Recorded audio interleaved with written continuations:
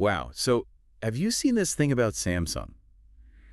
It's huge news coming out of India, Yeah, it's really making waves, isn't it? like a $601 million tax bill. Yeah, that'll get your attention, right? I mean, that's not chump change. Definitely not. We got to dive into this. What is going on here? What does this mean for Samsung? What does this mean for the Indian economy? Yeah, the big deal. Why should our listeners even care about this? Well, I think it gives us a really interesting glimpse into the complexities of global business.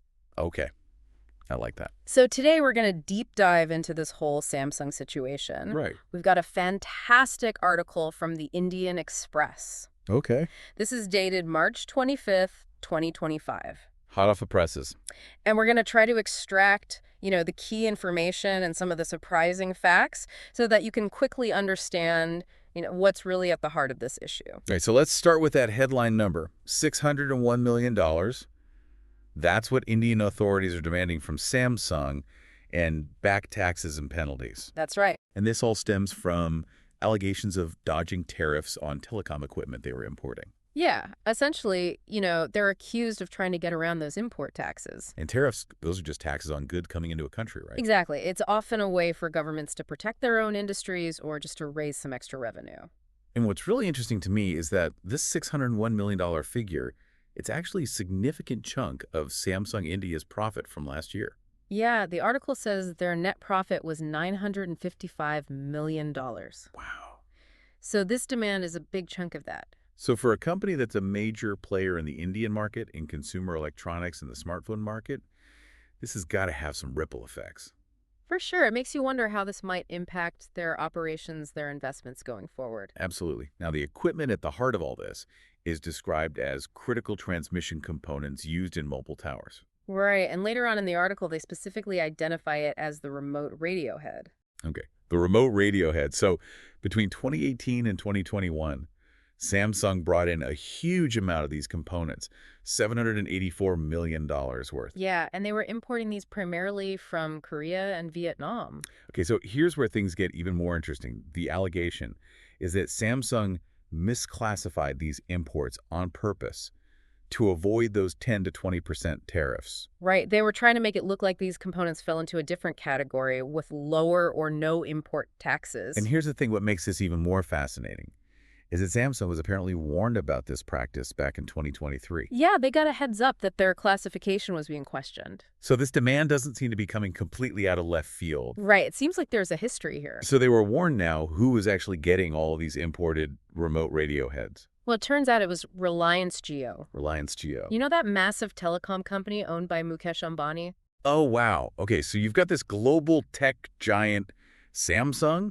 You've got this major Indian telecom player, Reliance Jio, and then the tax authorities are stepping right into the middle of it all. Yeah, it's a real tangle, isn't it? It is. It's super complex now. Oh. Samsung is fighting back. They're not taking this lying down. Of course not. Their argument is that the component itself didn't actually qualify for those tariffs in the first place. Right. They're saying it shouldn't have been subject to those import taxes. And they're also saying that Indian officials knew how they were classifying these things for years. Like, hey, we've been doing this all along. You were aware of it. Yeah, exactly. Yeah. And to bolster their argument, they got 4 expert opinions. Nice. 4. Wow. All saying that this remote radio head doesn't function as a full transceiver. Which is a crucial point because the tariff classification often hinges on those very specific technical details. Right. So a transceiver that can both transmit and receive signals like a walkie-talkie, right? Exactly. And Samsung is saying this remote radio head, it can transmit signals, Mhm. but it doesn't have that full two-way capability, like a complete transceiver unit. Okay, so that's Samsung's side of the story. But the Customs Authority, unsurprisingly, has a very different take on this. Yeah, and they're not mincing words. Not at all. According to a confidential order reviewed by Reuters, Okay. Commissioner Sonal Bajaj, Okay.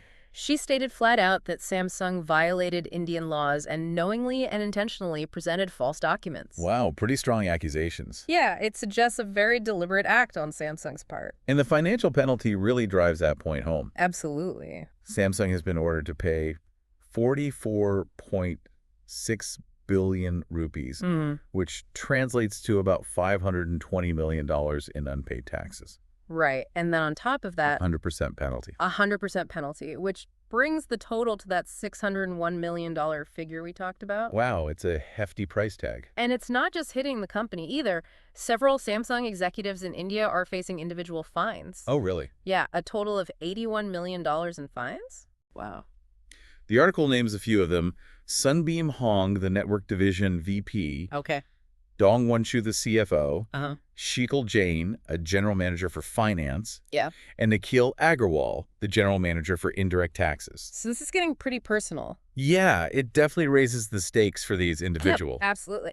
Now, how has Samsung responded to all of this? Well, in their official statement, Okay. they're saying that this whole issue boils down to how you interpret the classification of goods by customs. Okay, so it's all about interpretation in their view. Right. They insist that they've complied with all Indian laws and that they're now exploring their legal options to protect their rights. Sounds like they're gearing up for a legal battle. It does, doesn't it? It does, and what's interesting is that the other key players in all of this, the Indian Customs Authority, the Finance Ministry, even Reliance Jio, Right, the ones who received the components, they've all declined to comment, they're staying silent. which is interesting in itself. Yeah, it makes you wonder what's going on behind the scenes. Absolutely. Now, this whole Samsung situation, Yeah. it's not happening in a vacuum. Right, it fits into a bigger picture. The article points out that this reflects a broader trend in India of tightening oversight of foreign companies and their imports. Yeah, they're really scrutinizing things more closely. They even mentioned the case with Volkswagen. Right, that ongoing battle over a $1.4 billion import tax demand. Wow, another huge number. Yeah, and that case also involves alleged misclassification of car parts. And Volkswagen denies any wrongdoing there as well. They're fighting it tooth and nail. So what does all of this tell us? What seems like these kinds of disputes, they can really make foreign investors nervous. I bet. When you see major companies like Samsung and Volkswagen facing these big tax demands and accusations, it can create a lot of uncertainty. Yeah, it makes you think twice about investing. Right, and it suggests that Indian tax authorities are becoming more assertive. They're really trying to crack down on what they see as tax avoidance and maybe boost their own revenue in the process. And how did this Samsung investigation even begin? It actually goes back to 2021. Wow. Tax inspectors went into Samsung's offices in Mumbai and Gurugram. Uh-huh. They seized documents, emails, electronic devices. Wow, a serious raid. Yeah, and they questioned top executives. So this wasn't just a routine audit.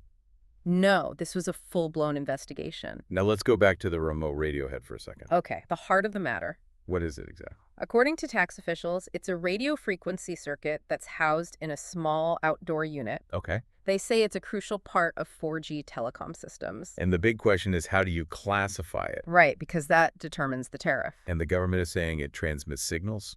They even point to letters from Samsung from 2020 where they describe it as a transceiver. Okay, so they're using Samsung's own words against them. Exactly. But Samsung is pushing back, saying, yes, it can transmit signals, but it doesn't have the full functionality of a transceiver. So in their view, it shouldn't be subject to those higher tariffs. Exactly. It all comes down to these very specific technical details. And how you interpret them. So a $601 million question. Literally. So what are the key takeaways from all of this for our listeners? Well, I think the main points are pretty clear. Samsung is facing this massive $601 million tax demand from India. Right. Over allegations that they misclassified those imported remote radio heads to avoid tariffs. Exactly. And this has led to accusations of deliberate tax evasion and hefty penalties for the company and some of its top executives. And we see this fundamental disagreement between Samsung and the Indian authorities about how to classify this equipment and how it actually functions. Yeah, and for you, the listener, I think this story gives you a real glimpse into the complexities of global trade. For sure. It shows you how intricate these tax regulations can be. Especially in different countries. And the level of scrutiny that multinational companies face when they're operating in a market like India. Yeah. Understanding these kinds of situations, I think it helps you grasp those broader dynamics of international business. Absolutely. And it leaves us with some really interesting questions to consider. Like what? Well, what does this whole Samsung situation tell us about the balance of power between big companies and governments? Oh, that's a good one. Right. And how might rulings like this and other similar cases affect other foreign companies that are already in India or thinking about investing there? Yeah, a lot to think about for sure. Absolutely. What's global business for you? That's it for today. Until next time.